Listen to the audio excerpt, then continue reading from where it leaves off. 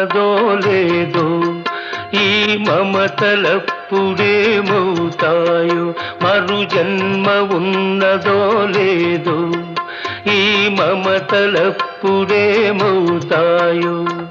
మనిషికి మనసే తీరని శిక్ష,